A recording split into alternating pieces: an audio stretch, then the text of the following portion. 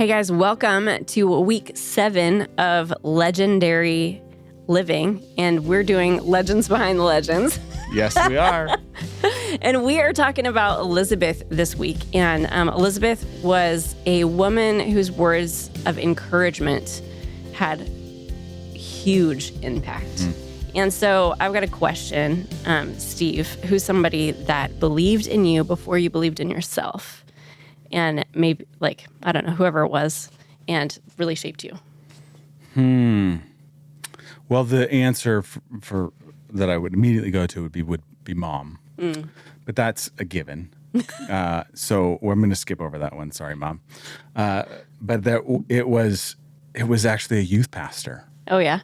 Yeah, of a youth group that I wasn't a part of. It was my grandma's church. Oh, wow. That I attended. His name was Sid, and he recognized something in me, and he started just saying, "Hey, I believe in you. I want you to take part of this." When I went to college, he was like, "You should come intern for me," and let me borderline ruin parts of his ministry because he was like, "I believe in you," and I'm like, "All right, I'm going to make this change," and he went, "Okay." Wow. And he would let me do all kinds of stuff, like change the names of ministries. Where I'm like, "That's ridiculous. Why would you let me do that now?" But he was like, "No, it's fine. You can do whatever you want. You can."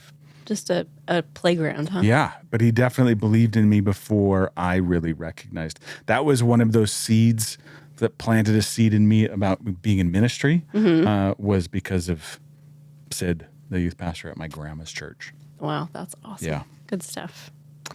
Well, we're going to jump into this conversation a little bit deeper. And so encouragement might not seem legendary. I think that's one of the things that we lean into most as like a one-off, like this encouraging thing or whatever. But it's a big deal. Encouragement is, obviously. Yes, because I can still remember it. Yeah. 10 years later. Yeah. All right. Well, we get to dive into this conversation and this picture a little bit deeper when we follow Elizabeth and how she interacted with Mary. And she shows us how powerful it is when we recognize and call out God's work in someone else. Yeah. So if we look at a little bit of context of who Elizabeth was. Yeah. Elizabeth was the cousin to Mary. Yes. Mary who conceived Jesus and carried and birthed Jesus. And both women, I think, are living miracles. Yeah. Elizabeth had been waiting for a long time for a child. Yeah, there's that whole story before we meet Mary. Yeah. And Elizabeth is pregnant with John the Baptist. Yeah. Who John the Baptist, which was crazy if you fast forward later to Jesus' story, John the Baptist is the one that's preparing the way for Jesus. Yeah. And then he gets to baptize him. And so they already have this interlocked story. Yeah. But this moment that we're looking at is when she's pregnant with John the Baptist and Mary, who is just pregnant. Yeah. Then they have this interaction. Mary actually came to visit Elizabeth when she was we were talking about this before we started recording. Yeah. She's probably only a few weeks pregnant. Yeah. Yeah, based on the way that we read the scripture. Yeah. And Jess made a comment about how this is a young girl pregnant who this is new. Yeah, the whole experience. She's never had a kid before. She's not going to the doctor to get her levels checked, to see blood tests or an ultrasound or any of that stuff. She's just been visited by an angel that says you're going to get pregnant. Yeah. Right? And so this has got to be, I would imagine that Mary was having moments of like, oh my gosh, I'm pregnant with the Messiah. Yeah. And other moments of like, what is going on? Yeah. Yeah, I'm like, if it were me, was that real? Did that actually happen? Yeah.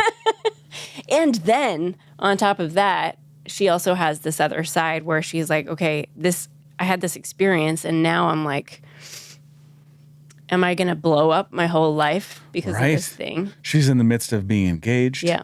Like there's a lot going on I think in Mary's head in this moment. And I think we can infer a lot of that. Sure.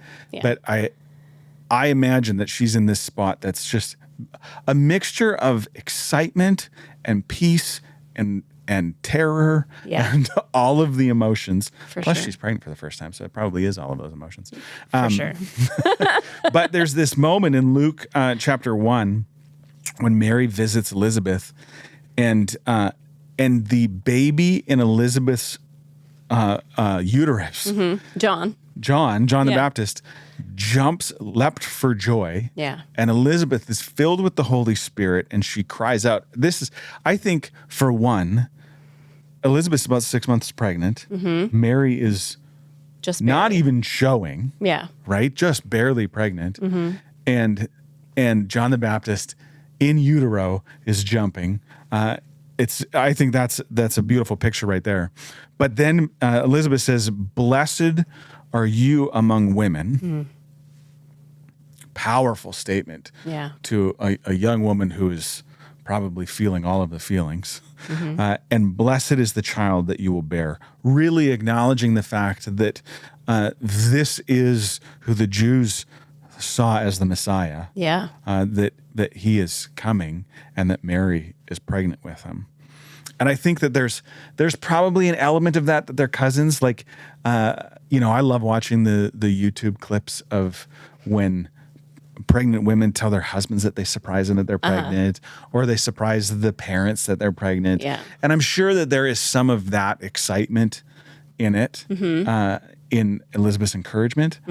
But I think it goes way beyond that this is a spiritual confirmation of, like, she's declaring something about Mary that isn't even evident in Mary, right? Like, it's a big deal. So I think Elizabeth's words gave Mary the courage to continue to believe in something that was impossible. Yeah. And could she have done that otherwise? Maybe, but the fact that it was Elizabeth that was doing that, and honestly, fast forward the story that it's John the Baptist's mom that's doing that. Yeah. Well, and if we go back to diving deeper into a little known insights, if we go back and think about Elizabeth's story, her journey too, like she in and of herself is experiencing a miracle. So she is carrying this child in old age, and she becomes pregnant. In the way that they find out that this is happening is that Zechariah is given this information when he is serving in the temple, right? So she's got her own like miracle God moment going on for her. Yeah. And so for her to be able to speak that same kind of encouragement, like, I see you, girl. Yeah.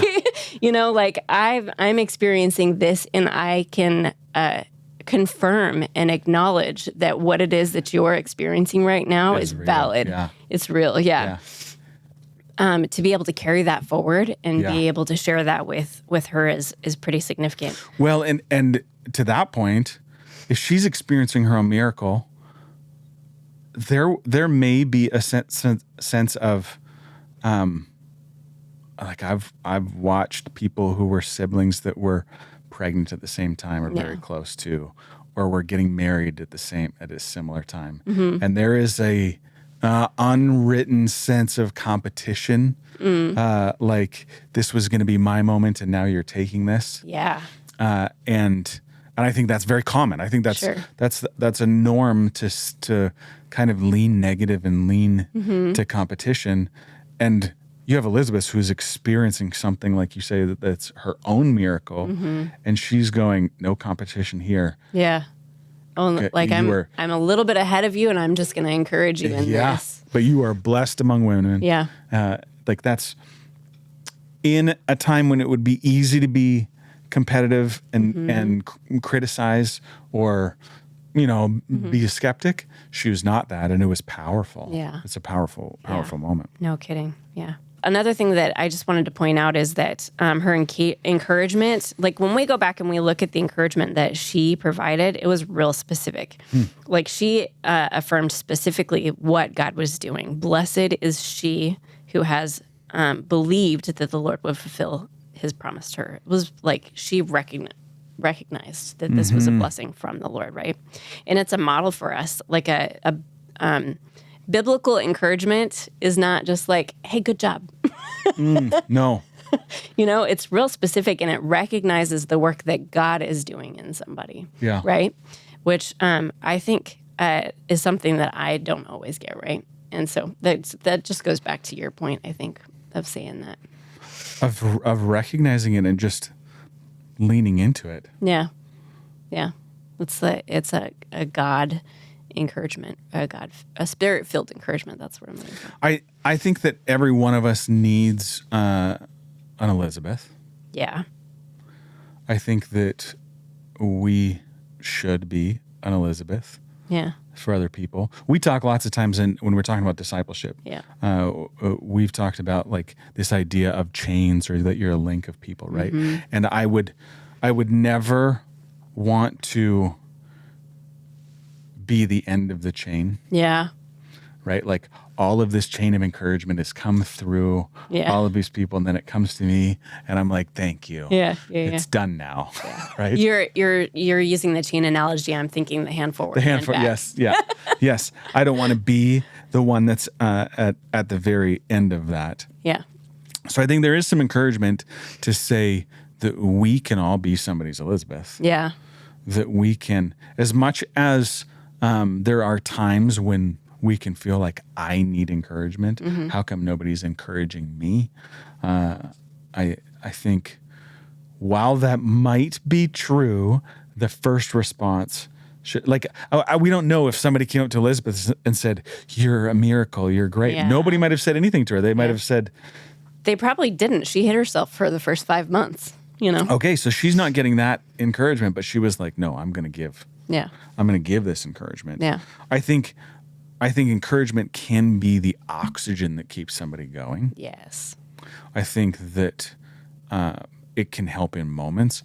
I think it also can help in generations. I think that you can, if you go back in family trees and you think about all of the people in each level of a family tree and how the decision that was made at this family level negatively impacted for generations afterwards.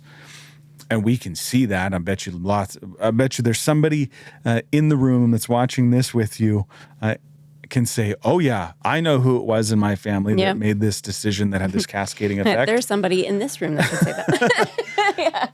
But I think the opposite is true too, that there can be this person who speaks this encouragement that is a godly encouragement that pivots the direction for somebody and has an impact for generations. Yes. It changes how that person is with their own family, which it changes how those kids are with their own family.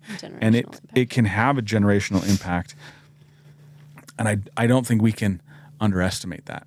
No. I think that it's important. Encouragement is absolutely important. And it might be as simple as praying with somebody. It might be as simple as texting someone. As we were preparing for this and I was reviewing my notes, I was like, shoot, I know who that person is. So I jumped on and texted them before we started because it is that, whatever that reminder is, to say, you know what, we can be that encouragement, to say that God hasn't forgot about you. Yeah. He still loves you. Yeah. He's still walking with you, even though you're scared or even though you're dealing with what you're dealing with. He is still walking with you. And so I think that's the practical application I think we can walk away with from looking at Elizabeth's interaction is to go, we can be Elizabeth. So who can we encourage?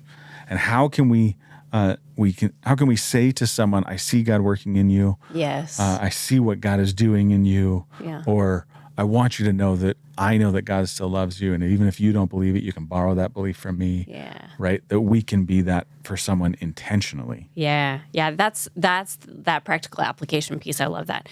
Elizabeth reminds us that encouragement's not just kindness. And I think that there's a real specific differentiation in that. It's not like, rah, rah, you're doing great. But it is a spiritual gift that we breathe to encourage of encouragement into somebody else. It breathes courage into them to take their next step. That's what we see Elizabeth doing doing for Mary. And so we are going to head into our group discussion. So as you get started in your discussion, think about who's played that role for you and who can you encourage as well. So who has encouraged you, but also who is God putting in your life that you can encourage?